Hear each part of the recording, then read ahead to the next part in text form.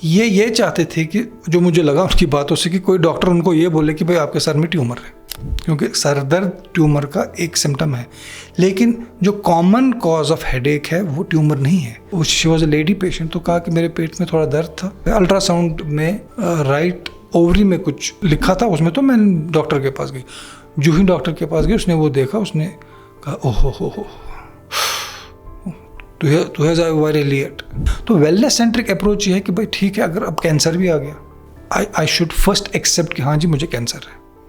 उसके बाद मुझे ये एक्सेप्ट करना है कि हाँ जी मेरी सर्जरी हो गई या जी कीमोथेरेपी हो गई। आदाब नाजरीन, आप देख रहे हैं जीके टीवी और मैं हूं आपका host Saqib Malik. GK podcast में आपका खैर मकदम है।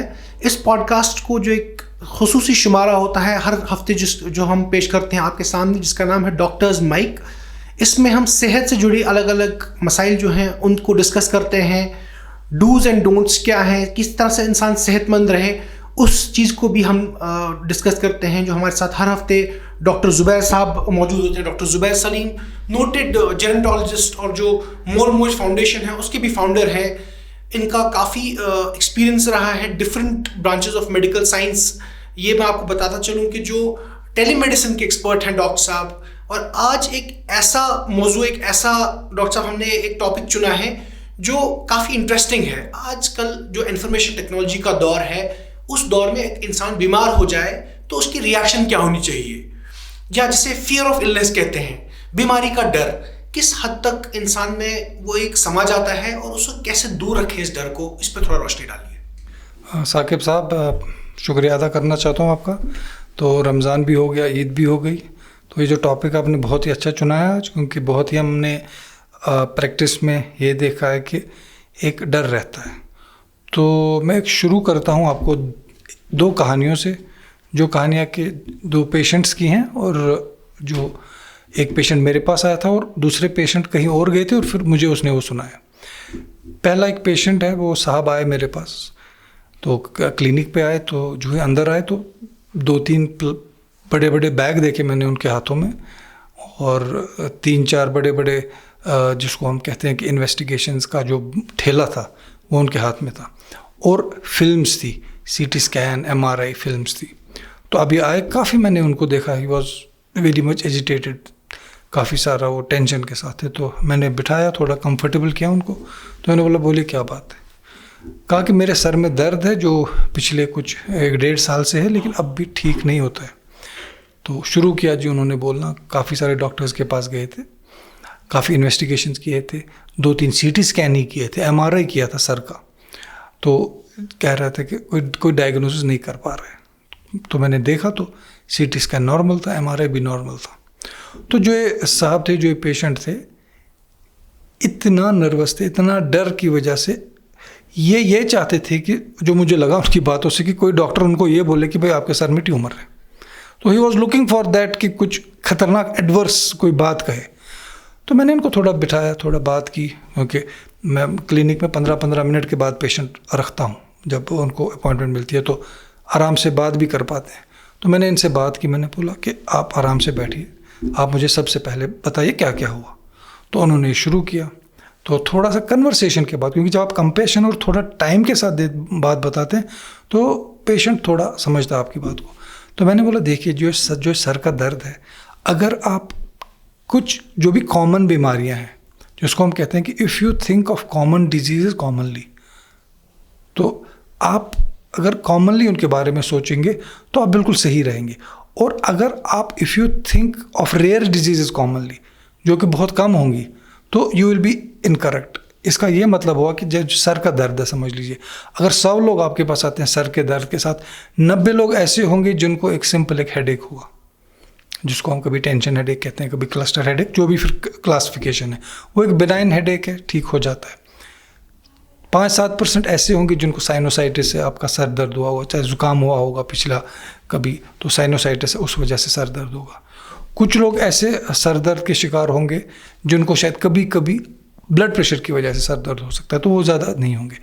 और लास्ट में शायद 1000 लोगों में से 1 लोग ऐसा निकलेगा जिसको ट्यूमर निकलेगा, क्योंकि सर दर्द ट्यूमर का एक सिम्टम है, लेकिन जो कॉमन कॉज ऑफ हेडेक है वो ट्यूमर नहीं है। कॉमन कॉज ऑफ हेडेक है जो है वो हाइपरटेंसिव क्राइसिस या ब्लड प्रेशर बढ़ना नहीं है। Common cause of headache simple headache हो सकता है जो कि आप किसी भी ओवर द काउंटर ड्रग से ठीक होता है। तो ये जो साहब थे, मैंने इनको ये कहा कि आप तो उसी दिन मर गए हो जब आपने ये इस फियर को, इस डर को अपने अंदर पाला है। तो ऐसे लोग मरते पहले हैं, दफनाए जाते हैं 20-25 साल के बाद।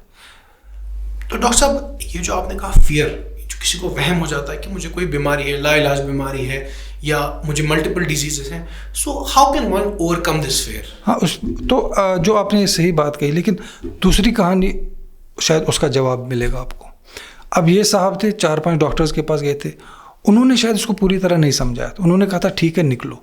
अब इसका सर दर्द ठीक नहीं हो रहा था, क्योंकि ज़रूरी नहीं है कि कन्वेंशनल ट्रीटमेंट से आपके सर दर्द ठीक हो जाए।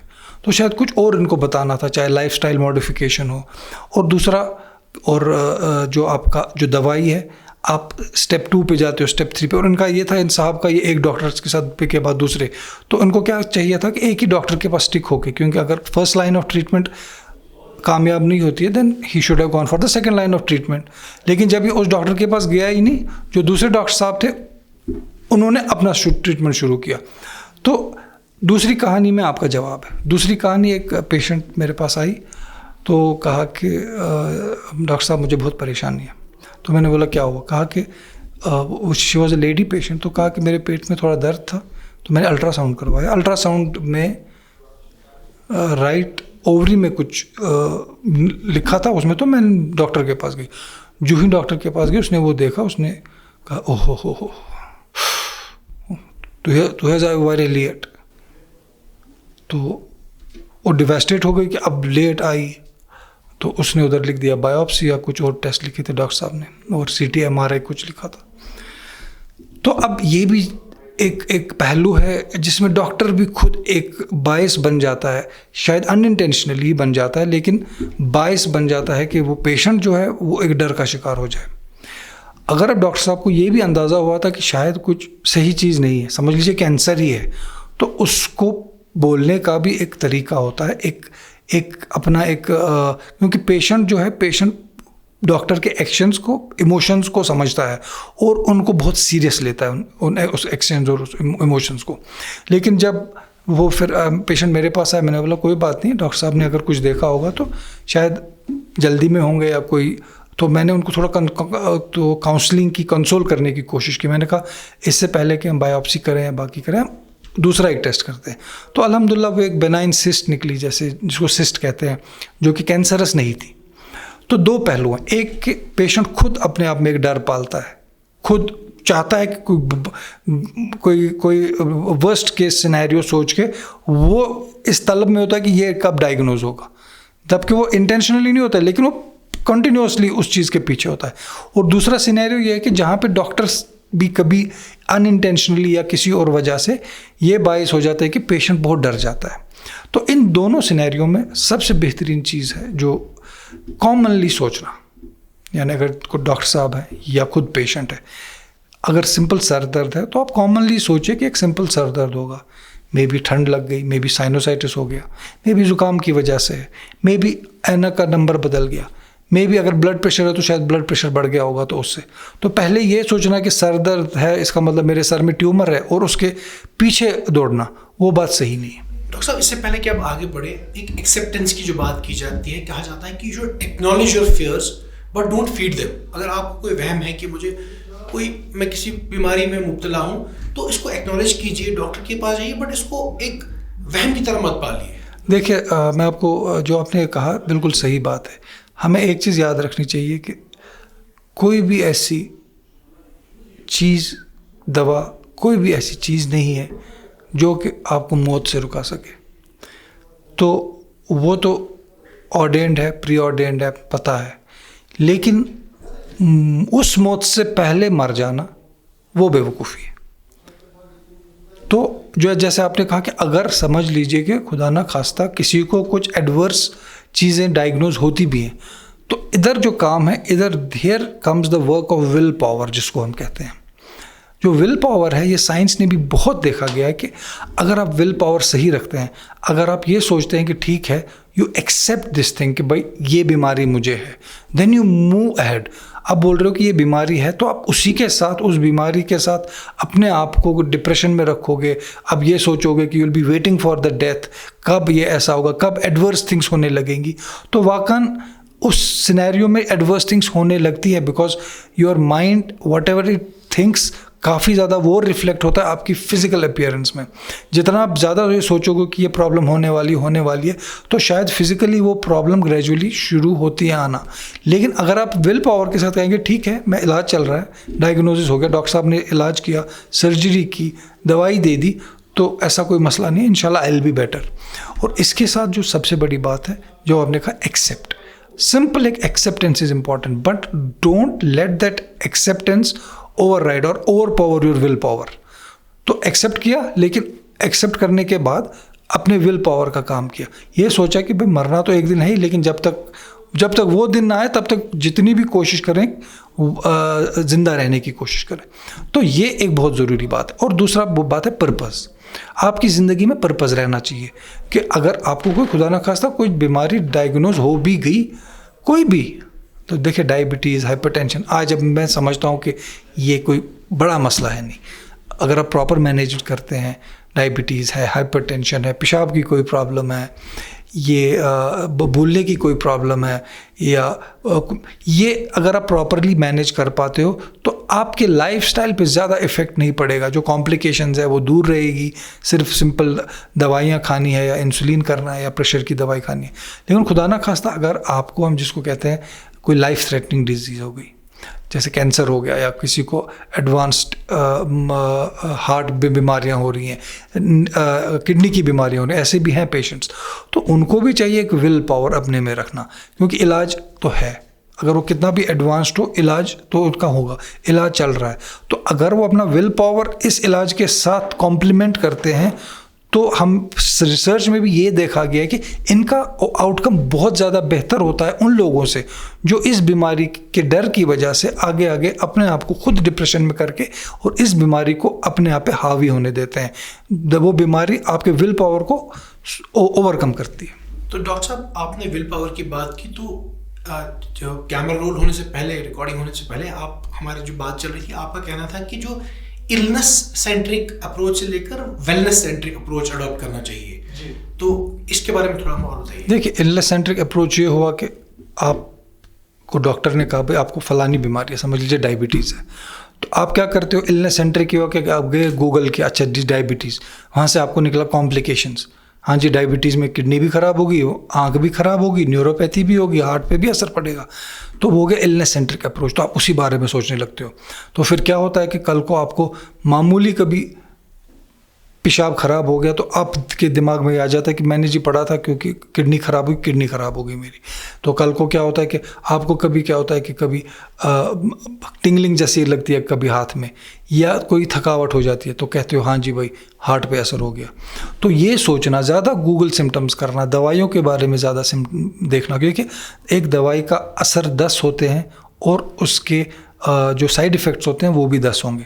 तो ये ज़रूरी नहीं है कि आप में उस दवाई का हर कोई साइड इफ़ेक्ट आया, उस बीमारी का कोई भी कॉम्प्लिकेशन आया तो उनको गूगल करना, उनके बारे में ज़्यादा सोचना, और फिर डॉक्टर की ओपिनियन को भी इससे आप इन्फ्लुएंस करते हो। आपने गूगल किया होता है, आप पढ़ के जाते हो पहले ही, और जो आपके सिम्टम्स हो भी ना, आपके दिमाग में वो सिम्टम्स बढ़ने लगते हैं। समझ लिए आप ये बोलोगे कि डॉक्टर साहब मेरे पाँव में स्वेलिंग है, तो इसलिए अब डॉक्टर साहब इससे पहले कि कुछ बोले, डॉक्टर साहब मुझे लग रहा है हार्ट पे मुझे कुछ मसला हो रहा है, जबकि हार्ट का मसला नहीं हुआ, स्वेलिंग, शायद आप ब्लड प्रेशर की कोई ऐसी दवाई खा रहे हैं जिससे स्वेलिंग होने का एक उसका साइड इफ़ेक्ट है। तो शायद वो डॉक्टर इससे पहले, क्योंकि मेरे साथ बिल्कुल ऐसा ही हुआ, एक पेशेंट एक ब्लड प्रेशर की दवाई खाते थे, शुगर भी था उनको, तो उनके पाँव में कुछ दिनों के बाद कुछ स्वेलिंग आ गई। तो वो मेरे पास आए तो मुझे कहने लगे कि डॉक्टर साहब मुझे लग रहा है मेरे हार्ट पे असर हो गया शुगर का, स्वेलिंग पाँव में आने लगी। तो उन्होंने पढ़ा था और मैं एज अ डॉक्टर थोड़ा इन्फ्लुएंस हो गया, इसकी जाग होना नहीं चाहिए था लेकिन हो गया, थोड़ा सा सोचा मैंने। तो सुन के तो मैंने इमीडिएटली और रिकॉल किया पेशेंट का नुस्खा उसका देखे, मैंने कहा नहीं आप पहले रुकिए, मैं इसमें ये देख रहा हूँ कि ये वाली दवाई है जिससे शायद आपके पाँव में स्वेलिंग हो सकती है। तो अल्टीमेटली क्या हो जाता है कि मैं वो दवाई विड्रॉ करता हूँ, 4 दिन के बाद पेशेंट मेरे पास और आता है, 4 या 5 दिन के बाद कहता है कि 80% स्वेलिंग ख़त्म हो गई। तो डॉक्टर की ओपिनियन भी इन्फ्लुएंस, तो मैं चले जाता, अब चलिए जी कार्डियोलॉजी करिए जी, आप इको करिए, बाकी चीज़ें करिए। लेकिन पहले सिंपल मसला ये था कि वो दवाई विड्रॉ कर दी, पेशेंट ठीक हो गया, सारी स्वेलिंग चली गई। तो इसको हम कहते हैं इलनेस सेंट्रिक अप्रोच जो पेशेंट। दूसरा हो गया वेलनेस सेंट्रिक अप्रोच, जैसा आपने कहा। तो वेलनेस सेंट्रिक अप्रोच ये है कि भाई ठीक है, अगर अब कैंसर भी आ गया, कैंसर ठीक है, लेकिन I should overcome this fear, I should first accept कि हाँ जी मुझे कैंसर है। उसके बाद मुझे ये एक्सेप्ट करना है कि हाँ जी मेरी सर्जरी हो गई या जी कीमोथेरेपी हो गई, इसके अपने साइड इफ़ेक्ट हैं, उन साइड इफ़ेक्ट को सिर्फ जानना है, उनको दिमाग में पालना नहीं है। देखिए पालने और जानने में फ़र्क है। You are well informed, that's good, but जब वो इन्फॉर्मेशन आप पे हावी हो जाती है वो गलत है। तो आप एक पर्सपेक्टिव बनाइए कि हाँ जी ये बीमारी है, लेकिन क्या करें, हो गई। अब आपके सोचने से ज़्यादा इसके ओवर थिंक करने से बीमारी ठीक होगी नहीं। तो आप क्या करेंगे, एक्सेप्ट करेंगे, उसके बाद फेथ बेस्ड एक्टिविटीज़ में आप ज़्यादा और टाइम गुजारेंगे। वो बहुत ये देखा गया कि जब ये फेथ बेस्ड एक्टिविटीज़ और विल पावर के साथ एक कॉम्बिनेशन बनाता है तो पेशेंट आउटकम जो है, हेल्थ का आउटकम, वो काफ़ी ज़्यादा सुपीरियर रहता है। और ये भी याद रखना है कि आजकल मेडिकल एडवांसमेंट्स हुई हैं, हर किसी बीमारी के लिए आजकल इलाज है। मेजॉरिटी जो कैंसर्स हैं आजकल ट्रीट होते हैं। ट्रीट मतलब ये हो गया कि आप प्रॉपर प्रोटोकॉल फॉलो करके, कीमोथेरेपी हो, रेडियोथेरेपी हो, आजकल काफ़ी हद तक वो ठीक रहते हैं। मेरे पास खुद ऐसे पेशेंट्स हैं, शायद उन दोनों में स्टूडेंट रहा होऊंगा या छोटा बच्चा रहा होऊंगा, जब उनकी सर्जरीज हुई हैं और जबकि एडवांस नहीं था मेडिसिन, 30 साल पहले, 40 साल पहले उनकी सर्जरीज हुई हैं, 30 साल पहले थेरेपीज़ हुई हैं, और दे आर द सर्वाइवर्स। तो वो भी सर्वाइवर है। तो ऐसा दिमाग में ये रखना कि भाई अगर कोई बीमारी हो गई and that's it, that's the end of the life, ऐसा कुछ है नहीं। They should keep their will power, they should keep their faith and always think that yes Allah is there to heal them. तो ये थे doctor Zubair Salim साहब, senior जेरेंटोलॉजिस्ट, senior doctor, जिन्होंने कहा कि किस तरह से जो फियर ऑफ इलनेस है, जो डर होता है बीमारी का, उससे कैसे दूर रहा जाए, उसको कैसे ओवरकम किया जाए। और डॉक्टर साहब ने ये भी कहा कि शॉर्ट टर्म और लॉन्ग टर्म गोल्स, अगर चाहे आपको किसी भी तरह की इलनेस हो, बीमारी हो, एक अपने आप में एक चीज़ बात ठान लें कि आप ओवरकम करेंगे, आप ठीक हो जाएंगे। उम्मीद करता हूँ कि जो डॉक्टर साहब ने, ज़ुबैर सलीम साहब ने जो बहुत इंपॉर्टेंट बातें कही हैं आज, वो हमारे काफ़ी काम आएंगी। देखने के लिए शुक्रिया। देखते रहिए GK TV।